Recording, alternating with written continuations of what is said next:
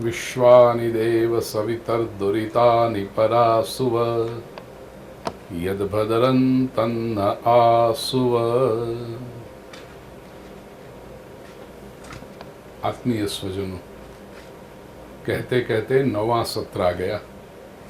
श्रीमद् भगवद गीता विषाद से मोक्ष तक श्री कृष्ण के संग ये जो हम दर्शन यात्रा कर रहे हैं, आइए 8वें अध्याय पर आज चिंतन करें। 8वें अध्याय का नाम है अक्षर ब्रह्म योग। आरंभ अर्जुन के प्रश्नों से होता है। अर्जुन उवाच किं तद् ब्रह्म किमध्यात्मं किं कर्म पुरुषोत्तम अधिभूतं च किं प्रोक्तम् अधिदैवं किमुच्यते अधियज्ञः कथं कोत्र देहेऽस्मिन् मधुसूदन प्रयाणकाले च कथं ज्ञेयोऽसि नियतात्मभिः। प्रिय स्वजनों, 7वें अध्याय का चिंतन आपने सुना और उसमें विशेष करके अंत में भगवान ने जो कहा कि इस मार्ग पर जो चलता है, मेरी शरण में जो आता है, वह ब्रह्म को जान लेता है। कृत्स्नम अध्यात्मम अर्थात संपूर्ण अध्यात्म को जान लेता है। कर्म चाखिलम अखिलम अखिलम कर्म च संपूर्ण कर्म को जान लेता है। साधिभूताधिदैवम माम साधि यज्ञं च ये विदुः। अधिभूत अधिदैव और अधियज्ञ के साथ वो मुझे जान लेते हैं। और प्रयाण काले पि च माम ते विदुर युक्त चेतसः। युक्त चेतसः, जिन्होंने अपने चित्त को वश में कर लिया, ये लोग प्रयाण काल में भी मुझे जानते हैं। तो ये जो सारी बातें कही, ये सारे पारिभाषिक शब्द थे, They're all technical words। अधियज्ञ, अधिभूत, अधिदैव, स्वभाव, ब्रह्म। तो स्वाभाविक है कि अर्जुन के मन में प्रश्न होना ही था, क्योंकि अर्जुन तो सभी बातों का स्पष्टीकरण चाहता है। बस इन्हीं प्रश्नों से 8वें अध्याय का आरंभ हुआ है। पहला प्रश्न अर्जुन का, किं तद् ब्रह्म, वह ब्रह्म क्या है। किम अध्यात्मम, अध्यात्म क्या है। हे पुरुषोत्तम प्रभु श्री कृष्ण, किं कर्म, कर्म क्या है। अधिभूतं च किं प्रोक्तम, अधिभूत किसे कहते हैं। अधिदैवम किमुच्यते, अधिदैव किसे कहते हैं। अधियज्ञ कथम, अधियज्ञ क्या है। अत्र देहेस्मिन्, हे मधुसूदन, इस देह में, इस शरीर में क्या है इसे। और प्रयाण काले च कथम ज्ञेयोऽसि नियतात्मभिः, नियतात्मभिः प्रयाण काले कथम ज्ञेयोऽसि। साधक को आप अंतिम काल में कैसे जानने में आते हैं, आप प्रश्न पूछा। जैसे बुलेट पॉइंट में अर्जुन ने प्रश्न पूछे हैं, किं तद् ब्रह्म किम अध्यात्मम, ऐसे ही बुलेट फॉर्म में भगवान श्री कृष्ण उत्तर भी देना शुरू करते हैं 3रे श्लोक से। अक्षरम ब्रह्म परमम, पहला प्रश्न था अर्जुन का, किम तद् ब्रह्म, तो उसका उत्तर प्रभु ने दिया, अक्षरम ब्रह्म परमम, परमम अक्षरम ब्रह्म। जो परम अक्षर है, जो अक्षर, अक्षर अर्थात क्षरम न याति इति अक्षर, जिसका कभी विनाश नहीं होता, जिसमें कभी परिवर्तन नहीं होता, that which never deteriorates, degenerates, disintegrates, is called Brahman. ये समग्र सृष्टि, प्रिय स्वजनों, संसार का अर्थ ही है संसरति इति संसार, संसार जो निरंतर सर रहा है, जो निरंतर सरक रहा है, जो निरंतर जा रहा है, जो निरंतर परिवर्तनशील है। गच्छति इति जगत,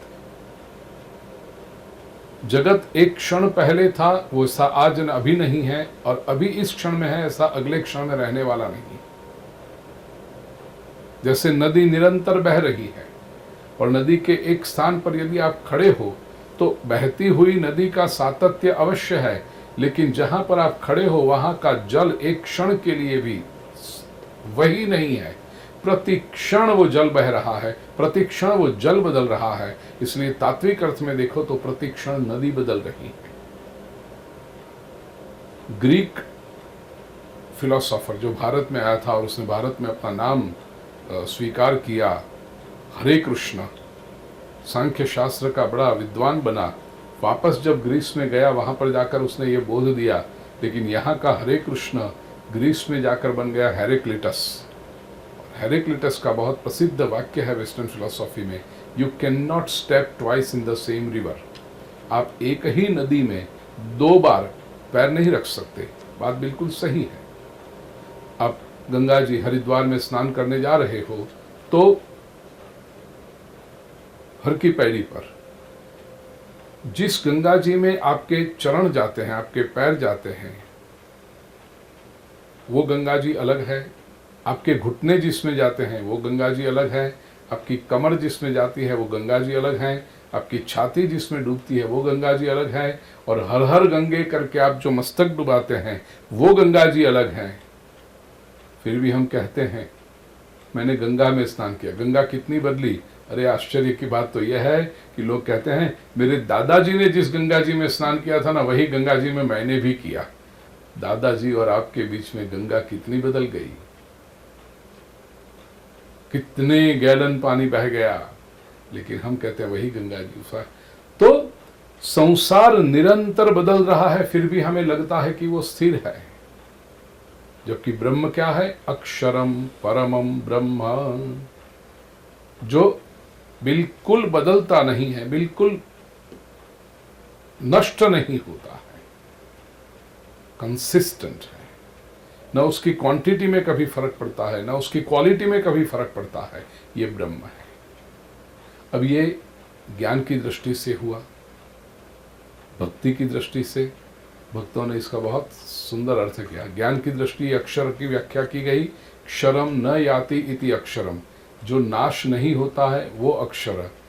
भक्त कहते हैं अक्षर रमति इति अक्षरम, जिसमें हमारी आंखें रममाण हो जाए वो अक्षरम है।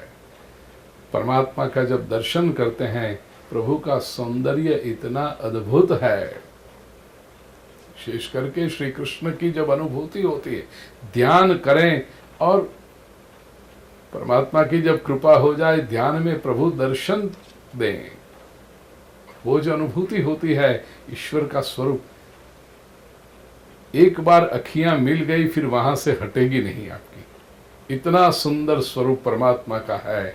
तो भक्त कहते हैं वो अविनाशी है, हम मानते हैं अक्षर है, लेकिन हमारे लिए वो तो अक्षर रमति, आंखें हमारी जहां पर रममाण हो जाए वो हमारा परब्रह्म है। क्योंकि वो जो अक्षर ज्ञान वाला समझोगे ना, वो निर्गुण निराकार होता है। भक्तों का जो अक्षर है वो सगुण साकार है, अति सुंदर है। तो अक्षरम ब्रह्म परमम, परमम अक्षरम, the supreme indestructible is called Brahman. स्वभाव क्या है? स्वभावोध्यात्म उच्यते। अध्यात्म क्या है? तो कहा स्वभाव अध्यात्मम उच्यते। स्वभाव ही अध्यात्म है। अब यहां पर एक ध्यान रखना, स्वभाव शब्द से लोग अर्थ करते हैं जो पॉपुलर मीनिंग है, अपनी बुद्धि से समझने का प्रयास करते हैं भगवत गीता को। इस स्वभाव का अर्थ है नेचर, कोई क्रोधी है, कोई उदार है, कोई कंजूस है, कोई लोभी है, ऐसे सब समझ के ये इसका स्वभाव है, तो ये अध्यात्म हुआ? नहीं। स्वभाव अपना जो भाव है, और भाव का अर्थ भू भव, संस्कृत में शास्त्रीय परिभाषा में भू इज टू बी, भाव इज बीइंग। स्वयं का होना वो है अध्यात्म। तो जिसने स्वयं को पहचाना, पश्चिम के विश्व में भी कहा गया know thyself, who am I, मैं कौन हूं। ये जो यात्रा है प्रिय स्वजनों, स्वभाव को, अपने होने को, to know the meaning of the being, pure being, to know the purpose of one's own being, इसको कहते हैं स्वभाव, अपना होना। इसे कहते हैं अध्यात्म। देखिए, धर्म, रिचुअल्स, परंपराएं, प्रतीक, उनको अपना एक स्थान है कि भाई आपने कौन सा टीका लगाया, कौन सी कंठी पहनी, किस तरह की पूजा करते हो, भगवान के किस स्वरूप की उपासना करते हो, कौन से दिन क्या नैवेद्य चढ़ाते हो, कौन से दिन क्या भगवान को श्रृंगार अर्पण करते हो। ठीक है, आपकी भावना यदि उसमें प्रबल होती है तो आपकी भावनाओं को प्रणाम करो मैं। वो धर्म का क्षेत्र है। अध्यात्म क्या है?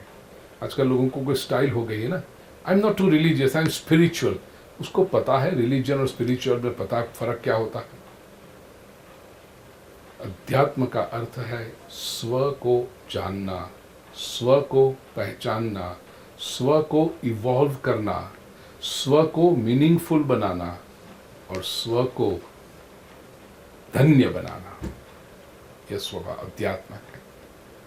तो स्वभावोध्यात्ममुच्यते। कर्म क्या है? देखिए, पहला प्रश्न था किं तद ब्रह्म अक्षरम ब्रह्म परमम, किम अध्यात्मम स्वभावोध्यात्म उच्यते। किं कर्म, अर्जुन ने तीसरा प्रश्न पूछा, तो तीसरा उत्तर दिया भूत भावोद्भव करो विसर्ग कर्म संमितः।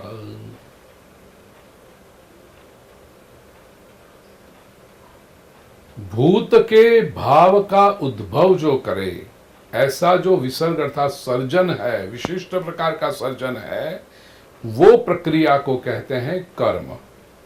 इसे थोड़ा समझे, बहुत टेक्निकल पारिभाषिक बातें हैं प्रिय सुजनों। ये भूत जीव, जीवात्मा। भूत शब्द का अर्थ है संस्कृत में, भूत का भी वो गोष्ठ वाला अर्थ मत लेना, प्रेत पिशाच वाला अर्थ मत लेना। भूत का अर्थ है, इसमें रूट संस्कृत व्याकरण का टू है टू बी, भू इज टू बी, भूत दैट विच हैज बिकम, जो बन चुका, जो अस्तित्व में आ चुका, जो जन्म ले चुका। तो जो बन चुका है भूत, हम सब भूत हैं क्योंकि हम अस्तित्व में हैं, हम बन चुके हैं। भूत भाव,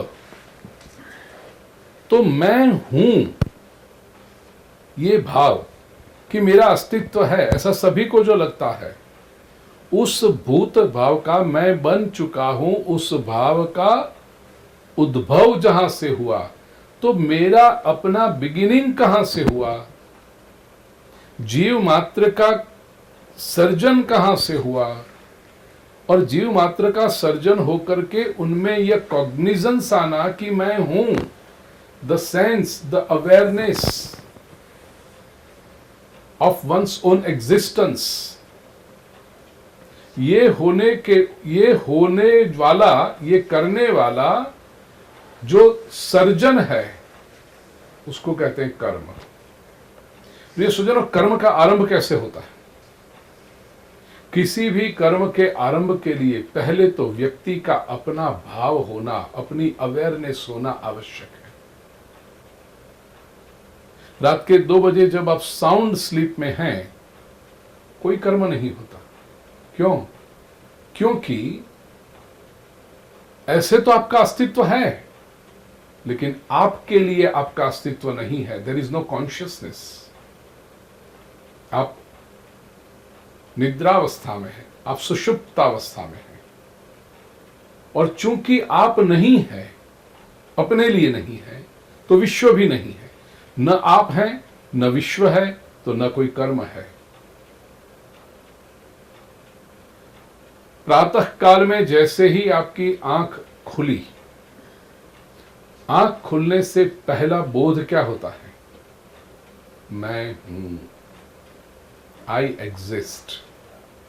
और ये मैं हूं, ये बोध हुआ, उसके साथ बाकी सारे बोध शुरू हो जाते हैं कि मैं कहाँ हूं, मैं घर में हूं, मैं बेडरूम में हूं, या मैं बाहर घूमने निकला हूं, मैं कहीं रुका हुआ हूं।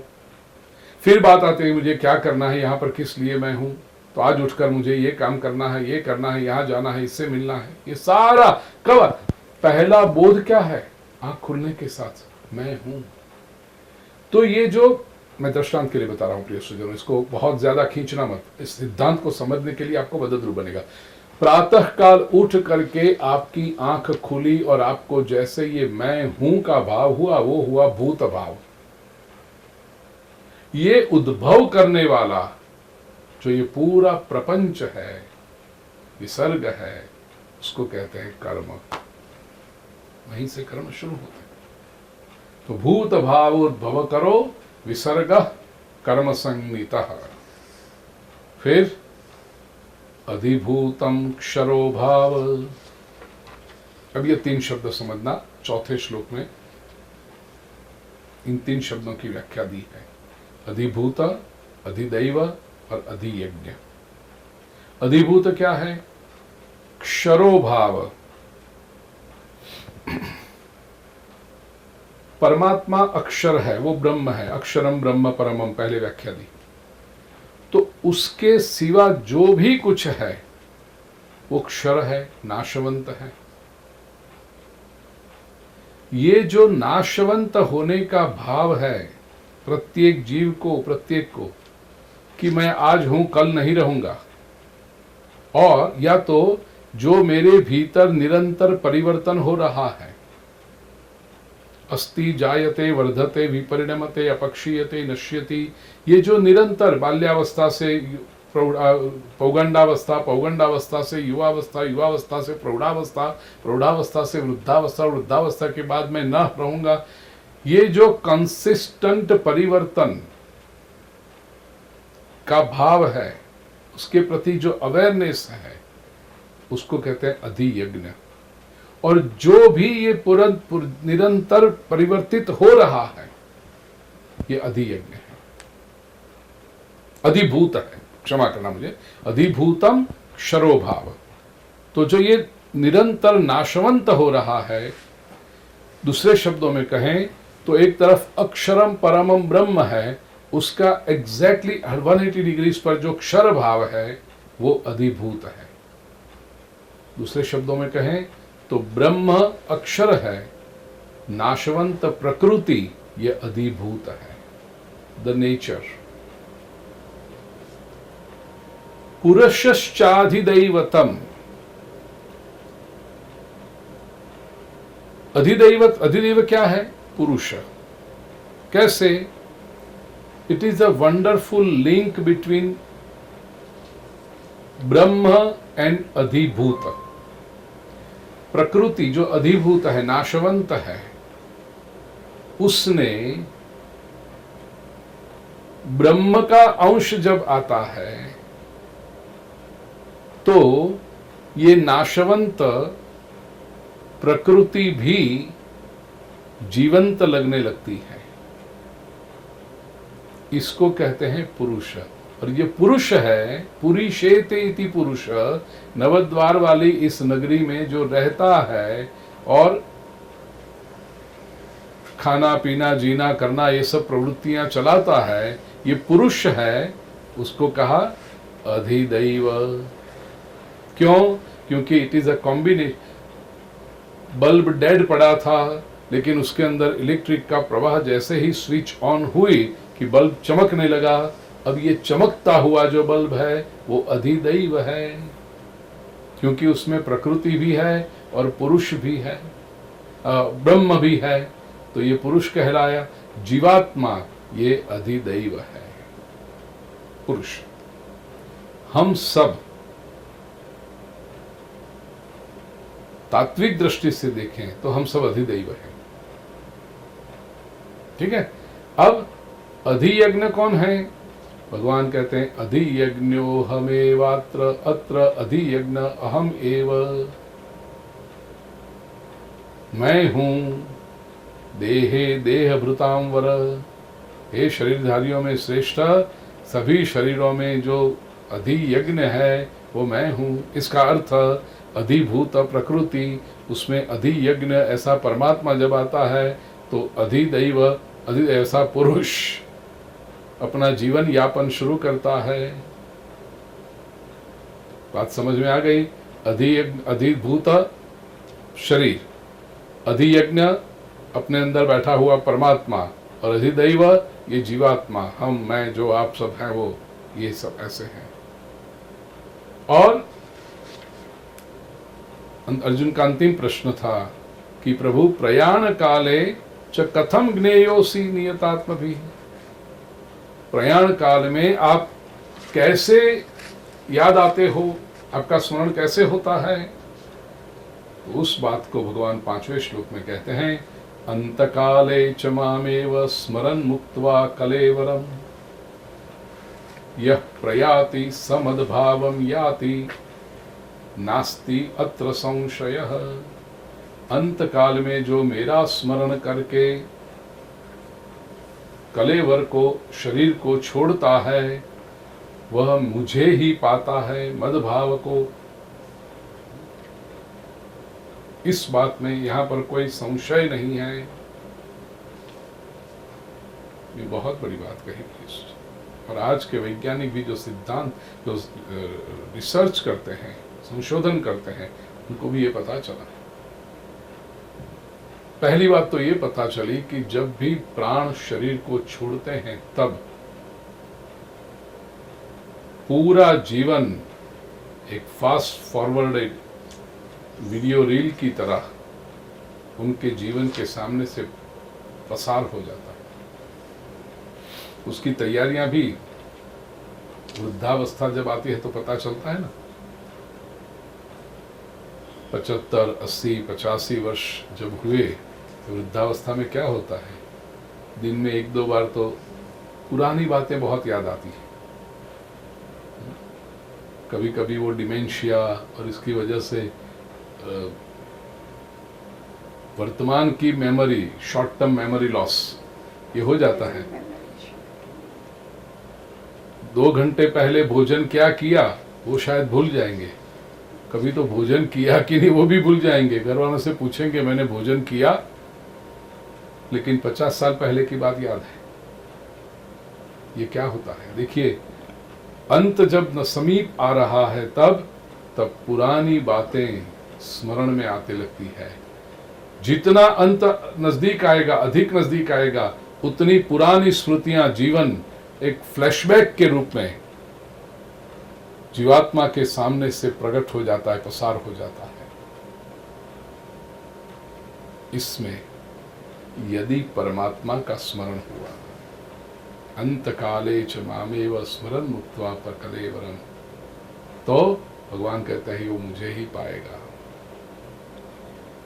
याद रखना प्रिय स्वजन, अंतिम क्षणों में वही याद आएगा जो जीवन भर किया हुआ है। जीवन भर यदि परमात्मा का स्मरण किया होगा तो अंतिम क्षणों में प्रभु याद आएगा।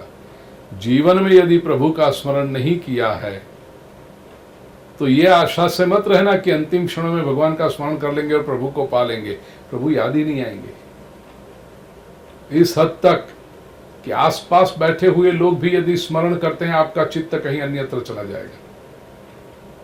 फॉर्मालिटी के लिए पास में बैठे हुए लोग तो भगवान का ही स्मरण करेंगे, कभी वो मशीन पे चला देंगे, टेप रिकॉर्डर पे या कैसे कोई ऑडियो सिस्टम के ऊपर भगवान के भजन चलते रहें, गीता के श्लोक चलते रहें, चलाएंगे।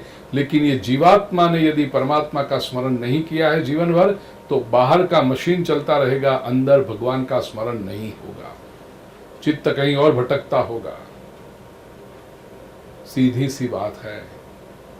वर्ष भर यदि अध्ययन किया होगा तो परीक्षा के समय क्या पेपर में लिखना है वो याद आएगा। वर्ष भर अध्ययन नहीं किया है, परीक्षा की अगली रात को 12 बजे तक, 2 बजे तक जाग करके रट्टा लगाया है, संभावना नहीं कि वो परीक्षा में याद आ ही जाए, भूल भी जाओगे, क्योंकि निरंतर याद नहीं रहा। ये अस्तित्व के नियम है प्रिय स्वजन, इसको स्वीकार करना पड़े। बहुत सीधे साधे नियम। तो जीवन भर जिसने परमात्मा का स्मरण किया जीवन भर जो परमात्मा की बाहें पकड़कर चला, यश अपयश जय पराजय विपरीत अनुकूल सभी परिस्थितियों में सुख दिया तो प्रभु तेरा धन्यवाद, दुख आया है तो प्रभु तू याद कर रहा है या मुझे पास में बुला रहा है। सभी परिस्थितियों में हम तेरे प्रति कृतज्ञ रहेंगे, तेरा स्मरण करते रहेंगे। ये भाव होगा तो ही अंतिम क्षण में प्रभु याद आएगा। और अंतिम क्षण में प्रभु याद आया तो प्रभु कहते हैं कि मुझे ही पाओगे आप, इसमें कोई संशय है ही नहीं। यं यं वापि स्मरन् भावं त्यजत्यन्ते कलेवरम तं तमेवैति कौन्तेय सदा तद्भाव भाविता। और अंतिम क्षण में जो स्मरण करते हुए शरीर छूटा है, अगला जो यात्रा है वो भी उसी दिशा में होगी। हमारे कई पुराण, हमारे शास्त्र इस घटना के, इस सिद्धांत के कितने दृष्टांतों से भरे हुए हैं। श्रीमद् भागवत के पंचम स्कंद में जो कथा है जड़ भरत जी की, ऋषि थे, उपासना करते थे, ज्ञानी भी थे, लेकिन एक हिरण में जीव गया तो दूसरा पूरा एक योनि, एक शरीर हिरण का लेना पड़ा। लेकिन काल की प्रतीक्षा की योग बल से सब याद था। फिर दूसरा जन्म ब्राह्मण शरीर मिला, जड़ भरत जी बने और ज्ञान प्राप्त की, मुक्ति प्राप्त कर ली। अंतिम समय में जो याद, ऐसा जीवन, ऐसा शरीर प्राप्त करना पड़ेगा। इसलिए सावधान हो जाओ प्रिय स्वजनों। जीवन के दरमियान चित्त कहाँ लगा रहे हो, मन कहाँ लग रहा है, मन किस चीजों के प्रति आकर्षित हो रहा है। वस्तु का उपयोग अवश्य करें, आसक्त कभी न बने, चिपके कभी नहीं उसमें। बस इतना जिसको आ गया शास्त्र। स्मरण तो परमात्मा में ही रहे तो जीवन की जो उन्नति होती है और जीवन मृत्यु के बाद भी जीवन की जो सद्गति होती है, ये प्रभु यहां बता रहे हैं। तस्मात् सर्वेषु कालेषु माम अनुस्मर युध्य च। श्री कृष्ण कहते तस्मात्, देयरफॉर, सीधी आज्ञा आ गई है। अर्जुन तो अपना है ना, अर्जुन ने तो समर्पण किया हो कि प्रभु मेरा कल्याण कहाँ है ये बताइए, तो सीधे बात करते हैं प्रभु अर्जुन से। श्री कृष्ण अर्जुन से कहते हैं सर्वेषु कालेषु माम अनुस्मर और युद्ध च, हमेशा के लिए मेरा स्मरण कर और युद्ध कर, जीवन जी। कैसे? मय्यर्पित मनो बुद्धिर्मामे वैश्यस्य संशयम्। मन और बुद्धि यदि मुझे समर्पित की तो माम एव एष्यसि, मुझे ही पाएगा, असंशयम्, उसमें कोई डाउट है ही नहीं।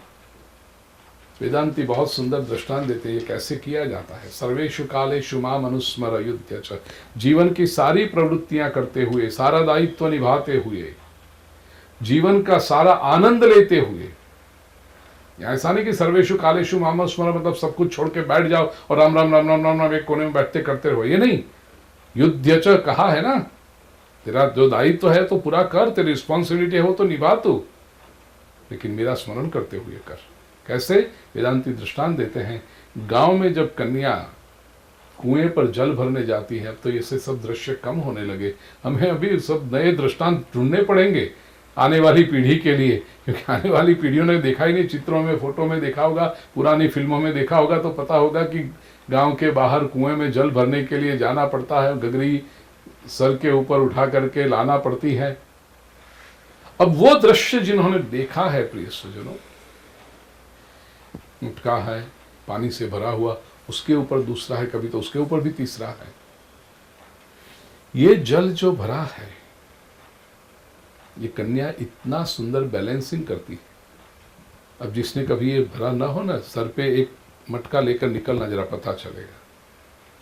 मैंने तो कई बार देखा है, हर हफ्ते श्रीमद् भागवत की कथा जब होती है प्रति सप्ताह, और पोथी यात्रा जब निकलती है, तो पहले दिन जब वो मस्तक पर ग्रंथ पधरा कर निकलते हैं ना, तो उनको उतना टेंशन होता है। मुझे कहना पड़ता है आप चिंता मत करो, सीधे खड़े जाओ, ऐसे टेढ़े खड़े रहेंगे, ऐसे सर नीचे करेंगे, ये करेंगे।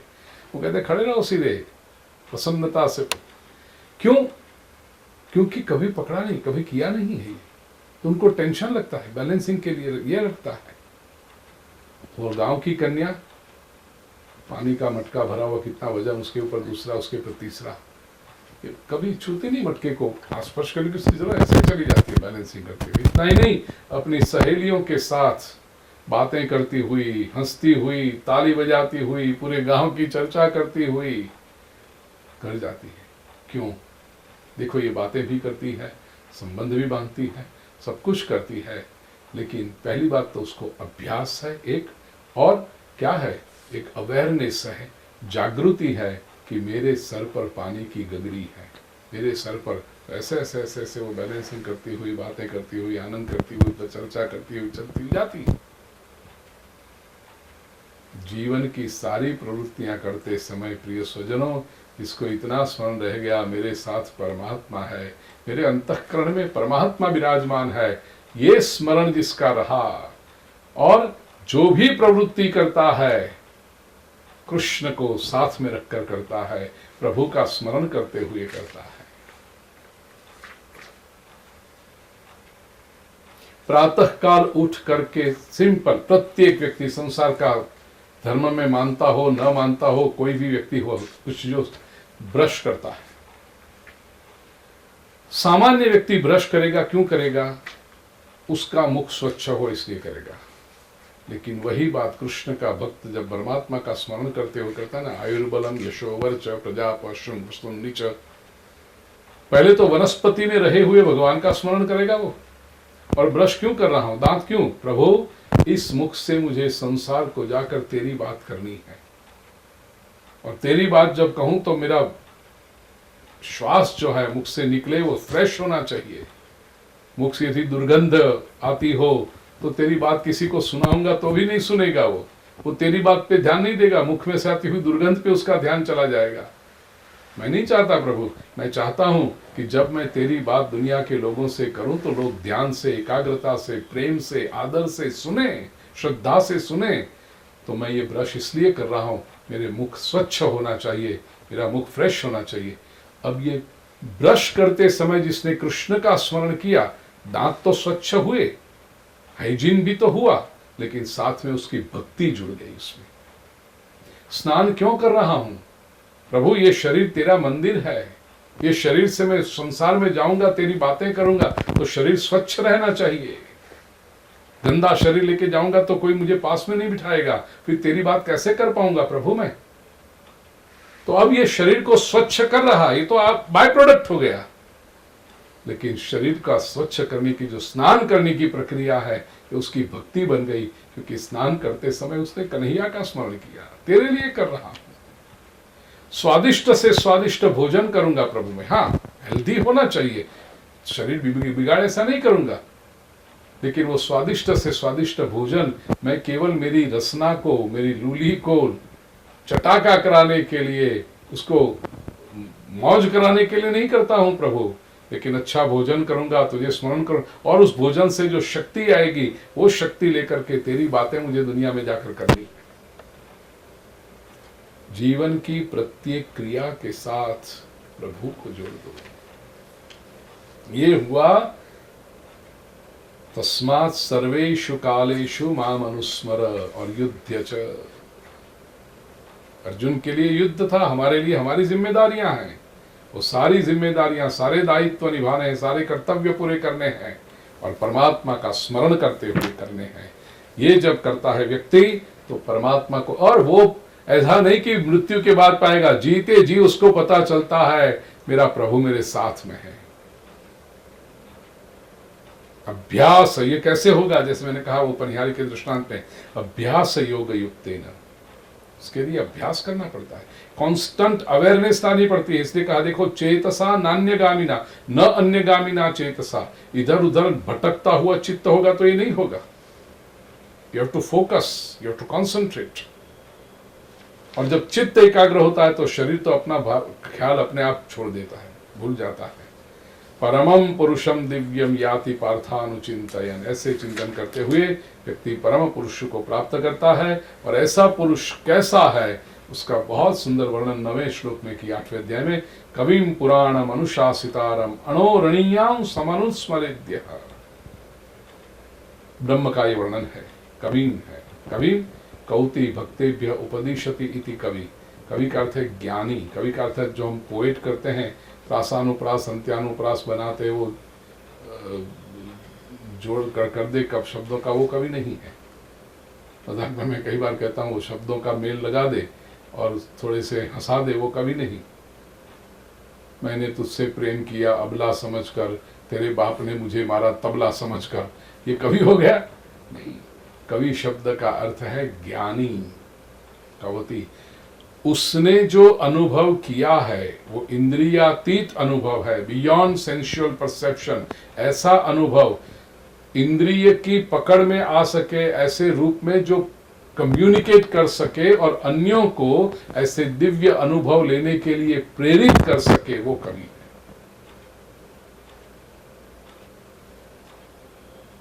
प्रिय सज्जन, आपने एक सूर्योदय का भी दृश्य देखा होगा और आपके चेहरे पर प्रसन्नता होगी। कोई आके पूछेगा आप कितने प्रसन्न क्यों हो, आप कहोगे अरे बहुत सुंदर सूर्योदय देखा। उसमें क्या देखा? अब वर्णन करो, चलो क्या करोगे? आप कहोगे पूर्वाकाश में बहुत सुंदर लालिमा छाई हुई थी, बहुत तो आपने जो सूर्योदय देखा और आपका जो आनंद है वो केवल शब्दों से आप दूसरों के पास नहीं ले जा सकते। आपका आनंद उसको कम्युनिकेट नहीं कर सकते आप, कठिन काम है वो। सूर्योदय जैसा एक दृश्य अनुभव किया और आप दूसरों को नहीं पहुंचा सकते, तो परमात्मा की प्राप्ति जैसा दिव्य अनुभव, आध्यात्मिक अनुभव शब्दों के द्वारा इंद्रियों की पकड़ में आ सके, ऐसे लोगों को समझाना और ऐसी तरह से समझाना कि उनको भी प्रभु की ओर जाने की प्रेरणा प्राप्त हो, हिम्मत प्राप्त हो, मार्गदर्शन प्राप्त हो, ये कर सके वो कवि है।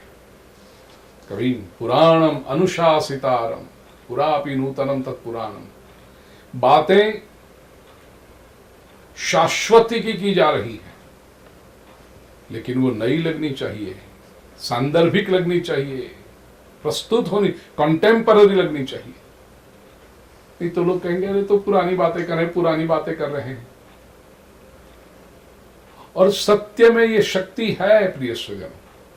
सत्य कभी पुराना नहीं पड़ता, लेकिन सत्य को आधुनिक संदर्भ में, आधुनिक व्यक्ति के जीवन को स्पर्श करे उस तरह से प्रस्तुत करना, ये भी कृष्ण की कृपा हो तो हो सकता है, अन्यथा नहीं संभव है वो। कविम पुराणम अनुशासितारम, डिसिप्लिनेरियन, ऐसा ये अणोरणीयाम, सूक्ष्म से सूक्ष्म है ऐसे, और सर्वस्य दातारम अचिंत्य रूपम, सभी को धारण करने वाला, जिसका रूप चिंतन में नहीं आता, अनकॉम्प्रिहेंडेबल है, अचिंत्य। सोचने जाओगे तो पार ही ना पाओगे। नेति नेति नेति नेति, ये है ब्रह्म, नहीं ये है ब्रह्म, ये नहीं, ये भी ये नहीं, कहां ऐसा। आदित्य वर्णन तमसः परस्ता, प्रकाश का पुंज है, अंधेरे से पार है वो, अज्ञान के अंधेरे से। प्रयाण काले मनसा चलेन भक्त्या युक्तो योग बलेन चैव। योग की व्याख्या है, यह क्या यहाँ प्रक्रिया बताई है, भ्रुवोर मध्य प्राणमावेश्य सम्यक। योगी जब प्राण त्याग करता है ना, तो आज्ञा चक्र में अपने प्राण लेकर आता है और फिर उसको सहस्रार की ओर ले जाता है। सतम परम पुरुषमुपैति दिव्यम, यहाँ पर आज्ञा चक्र में भ्रुवोर मध्य परम पुरुष की अनुभूति होती है। आज्ञा चक्र ये गुरु का भी स्थान है और सदाशिव भगवान शंकर का भी स्थान है, वहां पर परम पुरुष की। और फिर ओंकार की जो कल्पना है, कल्पना नहीं वास्तविकता है, ओंकार की अनुभूति का वर्णन करते हुए कहते हैं यदक्षरम वेद विदो वदंती। वेद के विद्वान, वेद को जानने वाले लोग जिस अक्षर की बात करते हैं, और विशंति यद यतयो वीतरागः, वैरागी वीतरागी, जो राग से पार हो गए हैं, ऐसे यति, ऐसे साधक जिसमें प्रवेश करते हैं। यदि छंतो ब्रह्मचर्यं चरन्ति, जिसकी इच्छा रखते हुए ब्रह्मचारी लोग ब्रह्मचर्य व्रत का पालन करते हैं, तत्ते पदम संग्रहेण प्रवक्ष्ये। और उपनिषद ने कहा ओमित्येतत्, वो पद मैं आपको संग्रह में, संक्षेप में, in brief, in concise form बता रहा हूं। क्या है ये?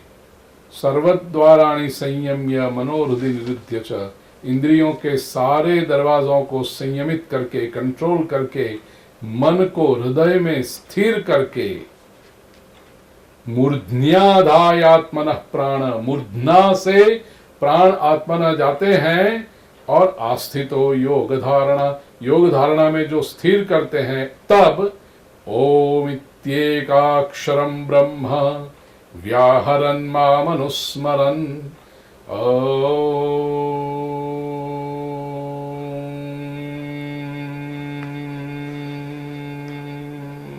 इस एक अक्षर के ब्रह्म का उच्चार करते हुए भगवान श्री कृष्ण कहते हैं मेरा स्मरण करते हुए यह प्रयाति त्यजन देहम, ये शरीर छोड़ के चला जाता है, निकल जाता है। भगवान कहते हैं सयाति परमांगतिम, वह परम गति को पाता है। योग मार्ग से प्रिय स्वजनों देह त्याग करने की पूरी प्रक्रिया प्रभु ने ये 4 श्लोकों में बताई। अनन्य चेता सरतम यो मां स्मरति नित्यशः, अनन्य चित्त होकर के जो लोग निरंतर नित्यशः अर्थात ऑल द टाइम मेरा स्मरण करते हैं, तस्याहम सुलभ पार्थ। अब ये योग की प्रक्रिया का वर्णन करोगे तो आपको लगेगा कैसे होगा, ये सब इंद्रियों का द्वार बंद करना है, मूर्धन्या में ला करके प्राण को स्थिर करना है, ओम का जप। भगवान कहते हैं टेक्निकलिटी से देखोगे तो कठिन पड़ेगा, लेकिन भक्ति मार्ग से नित्य मेरा स्मरण करते रहोगे तो ये बहुत सरल हो जाएगा। ये अपने आप घटेगा, आपको करने की आवश्यकता नहीं है, ये हो जाएगा, ऐसा होगा। ये प्रभु बताते हैं कि तस्याहम सुलभ पार्थ, मैं हूं अर्जुन, बहुत सरल हूं उसके लिए।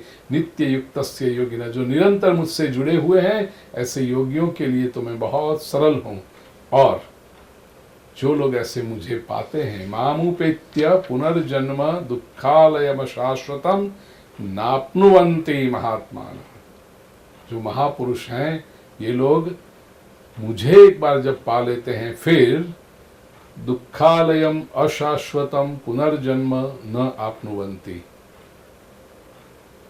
पहला तो अशाश्वत टेम्पररी है, और ये संसार के लिए प्रभु ने बहुत सुंदर शब्द प्रयोग किया दुःखालयम।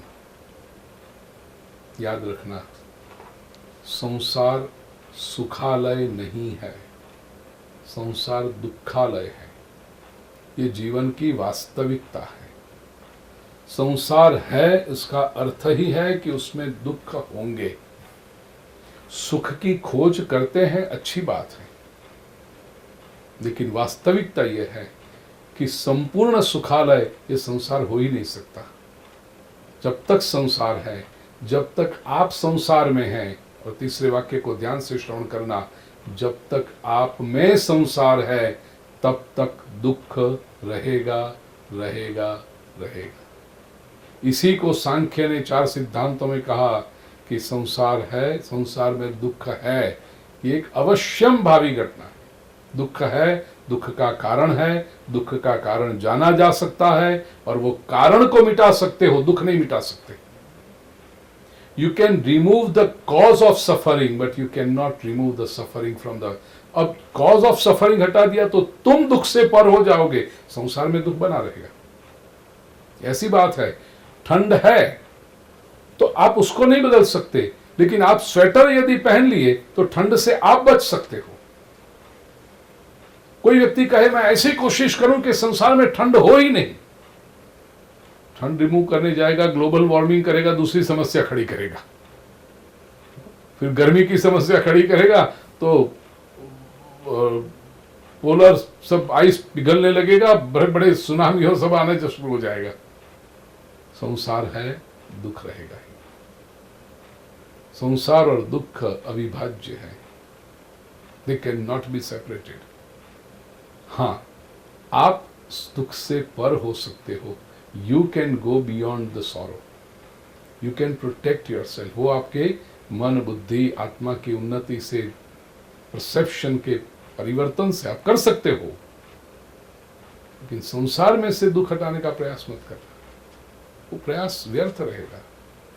इसलिए प्रिय स्वजनों, लोग समाज सेवा करते हैं, अच्छी बात है, गरीबों को मदद करो, भूखे को अनाज दो, ये सब अच्छी प्रवृत्ति है, मैं उसके समर्थन में हूं। लेकिन ये प्रवृत्ति कभी भी अल्टीमेट रिजल्ट नहीं ला सकती।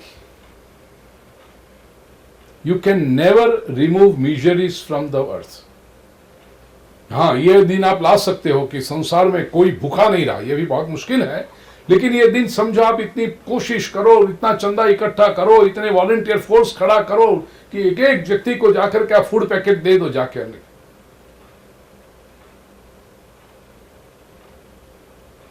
रोटी आपने खिला दी, उसके भूख का दुख आप नहीं मिटा सकते, उस व्यक्ति के अभाव का दुख आप मिटा नहीं सकते। इसलिए समाज सेवा से अध्यात्म उच्च क्यों है? क्योंकि अध्यात्म में आप व्यक्ति की मनस्थिति को बदलते हो। समाज सेवा करते समय आप व्यक्ति की परिस्थिति को बदलने का प्रयास करते हो। वो हमेशा टेम्पररी होगा। एक सर्दी में जाकर के आपने कंबल उड़ा दिया, दूसरी सर्दी में वापस आपको निकलना पड़ता है कंबल उड़ाने के लिए। मैं फिर से कहूं प्रिय स्वजनों, ये एक प्रवचन सुनकर के please don't misunderstand me, please don't take conclusions about me कि मैं समाज सेवा का विरोध करता हूं। विरोध नहीं करता, आवश्यक है, करते रहिए, लेकिन समाज सेवा से ऊपर अध्यात्म है, उसका महत्व समझिए। भूखे के घर में आप अनाज लेकर आए, एक बार गए, दो बार गए, रोज जाओगे, लेकिन एक बार आप भगवत गीता लेकर उस व्यक्ति के पास गए, उसके मन की भूख आपने मिटा दी, उसके मन का दारिद्र्य मिटा दिया, उसके मन का लालचीपन आपने हटा दिया, वो व्यक्ति दूसरे दिन आप रोटी लेकर जाओगे, फूड पैकेट, वो हाथ जोड़ के आपसे कहेगा धन्यवाद आपका, एक बार आपने हमें भगवत गीता का उपदेश दे दिया ना, अब मेरी रोटी मैं खुद कमा लूंगा।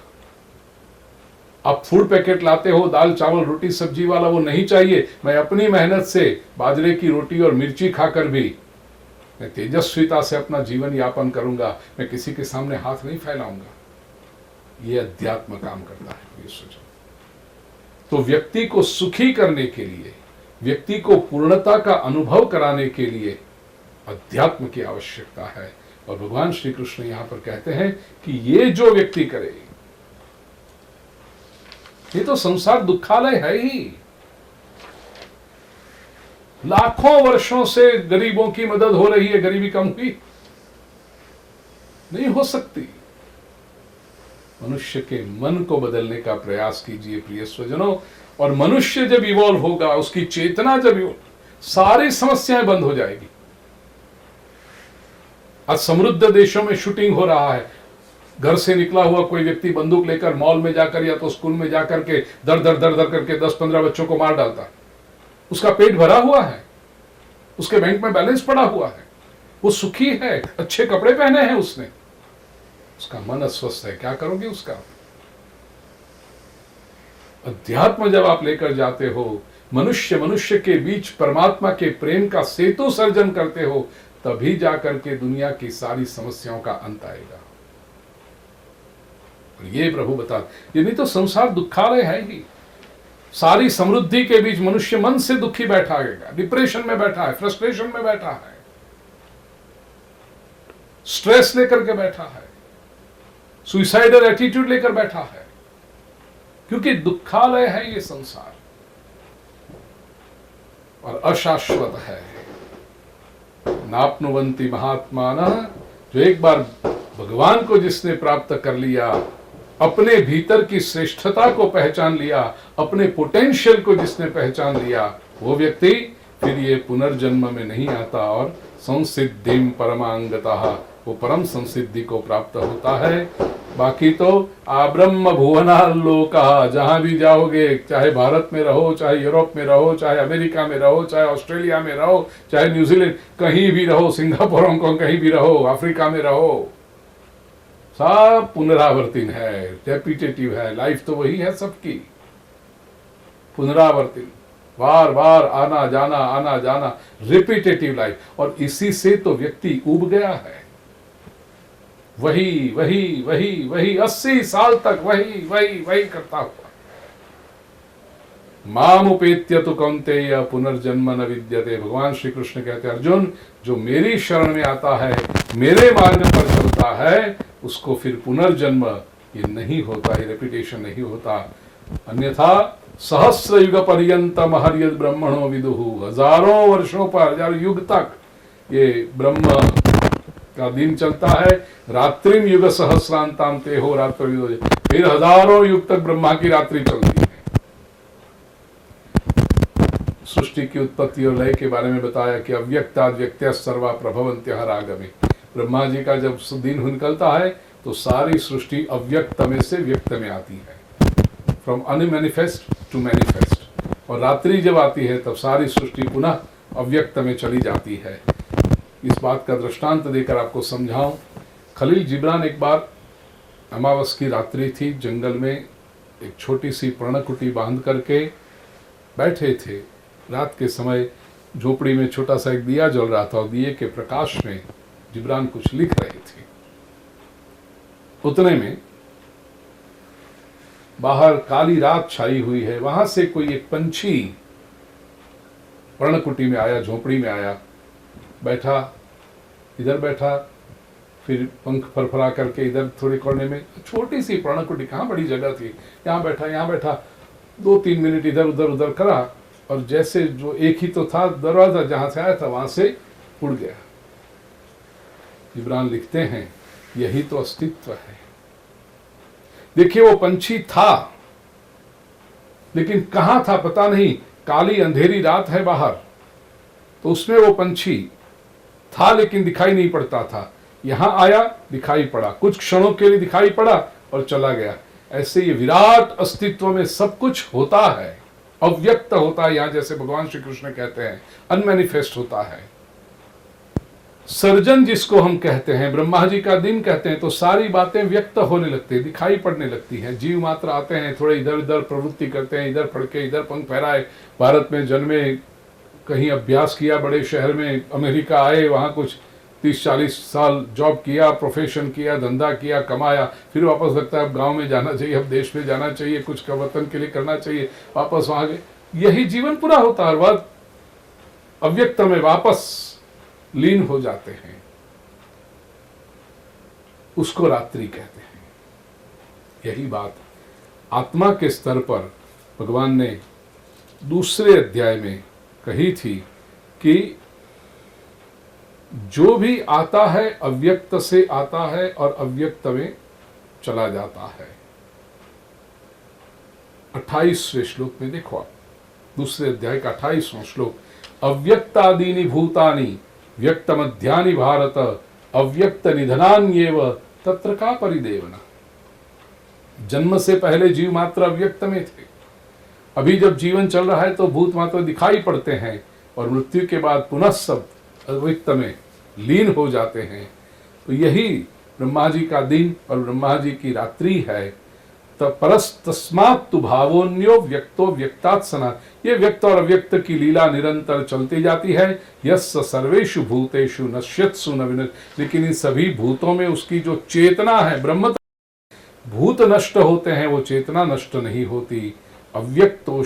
अव्यक्तोक्षर इत्युक्तस्तमाहु परमांगति।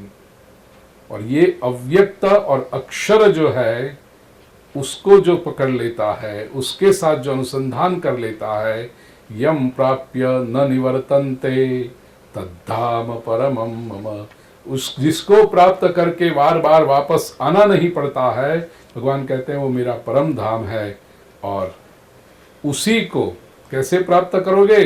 पुरुषस्य परः पार्थ भक्त्या लभ्यस्त्वनन्यया। वो जो स्थान है, अब योग से धीरे धीरे प्रभु भक्ति की ओर ले जा रहे हैं। अनन्यया भक्त्या लभ्यः, अनन्य भक्ति से ये स्थान प्राप्त होता है। यत्र काले त्वनावृत्तिम आवृत्तिम चैव योगिनः प्रयाता यान्ति तम कालम। अब मृत्यु समय के कैसे अलग अलग काल होते हैं और क्या गति होती है, भगवान कहते हैं ये मैं बताऊंगा। शुक्ल गति और कृष्ण गति बताई। अग्निर्ज्योति रह शुक्ल षण्मासा उत्तरायणम। अग्नि जब प्रज्वलित हो, दिन का समय हो, शुक्ल पक्ष हो और उत्तरायण के 6 महीने हो, तत्र प्रयाता गच्छन्ति ब्रह्म ब्रह्म विदो जनाः। उसमें जो जाते हैं वो ब्रह्म ज्ञानी होते हैं और अच्छी गति है। धूमो रात्रि तथा कृष्ण, अग्नि शांत हो गया और धुआं चल रहा हो, रात्रि का समय हो, कृष्ण पक्ष हो, और षण्मासा दक्षिणायनम, दक्षिणायन के 6 महीने चल रहे हो, तत्र चांद्रमसम ज्योतिर्योगी प्राप्य निवर्तते। उस गति को चंद्र गति कहा है। उस गति में जाने वाला योगी वापस आता है। शुक्ल कृष्णे गति ये ते जगत शाश्वते मते। श्री कृष्ण कहते हैं कि जगत में शुक्ल गति और कृष्ण गति है। एकया यात्यनावृत्ति अन्यया वर्तते पुनः। एक से याति अनावृत्ति, शुक्ल गति से जो गया वो अनावृत्ति मतलब वापस नहीं आता है, इट डजंट रिटर्न। और अन्यया वर्तते पुनः, अन्यया अन्य अर्थात कृष्ण गति से जो जाता है वो पुनः आता है। अब देखिए भैया, इस लोगों ने इसको बहुत लिटरल ट्रांसलेशन ले लिया। दिन के समय जिसकी मृत्यु हो, शुक्ल पक्ष में जिसकी मृत्यु हो, उत्तरायण में जिसकी मृत्यु हो, सूर्य जब चमक रहा हो तब मृत्यु हो, तो उसको लगता है अरे वाह, दिन में गए, पहुंच गए, मुक्ति हो गई। जीवन भर कर्म क्या किए हैं वो महत्वपूर्ण है, पहली बात। इसी अध्याय में भगवान ने कहा तस्मात् सर्वेषु कालेषु माम अनुस्मर युध्य च। दूसरी बात, परमात्मा का स्मरण किया है कि केवल दिन के समय में चले गए, शुक्ल पक्ष में चले गए, अग्नि की ज्योति चल रही थी तब चले गए तो पहुंच गए, ऐसा मत मानना। There are no shortcuts in spirituality. अध्यात्म में कोई छोटा मार्ग का शॉर्टकट है ही नहीं, और ऐसे शॉर्टकट ढूंढने वाले लोग अधिक भटकते हैं और चक्रावे में चढ़ते हैं। यहां पर शुक्ल गति का अर्थ है ज्ञान की गति, ज्ञान का प्रकाश। केवल सूर्य चमकना, तो कई लोग चमक दिन के समय मृत्यु पाते, क्या वो सब मुक्त हो गए? और कई अच्छे अच्छे लोगों ने रात के समय प्राण छोड़े, तो क्या वो सब अटक गए? ऐसा नहीं है। शुक्ल गति अर्थात ज्ञानपूर्ण गति, और कृष्ण गति अर्थात अज्ञान की गति। अज्ञान में भटकने वाले लोग संसार में बार बार पुनर्जन्म लेकर आते हैं। ज्ञान मार्ग पर जो चलते हैं उनको मुक्ति प्राप्त होती है। यहाँ पर प्रभु ये समझाने का प्रयास करते हैं, नैते श्रुति पार्थ जानन योगी मोह्यति कश्चन। देखिए बात फिर कहा कि जो योगी है वो कभी भी मोहित नहीं होता अर्जुन, इसलिए तस्मात् सर्वेषु कालेषु योग युक्तो भव अर्जुन। सभी समय में हमेशा निरंतर तू योगी बन अर्जुन।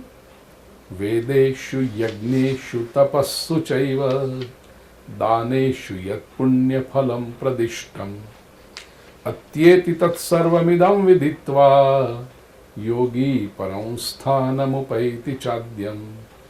वेद में, यज्ञ में, तप में, दान में जो भी पुण्य फल दर्शाया गया है, बताया गया है, वह सारा योगी जो है ये पूरा सब जान लेता है। वह योगी अत्येति, ही गोज बियॉन्ड, और परम स्थानम उपैति, आद्यम परम स्थानम, आदि स्थान, परम स्थान को वह योगी प्राप्त करता है।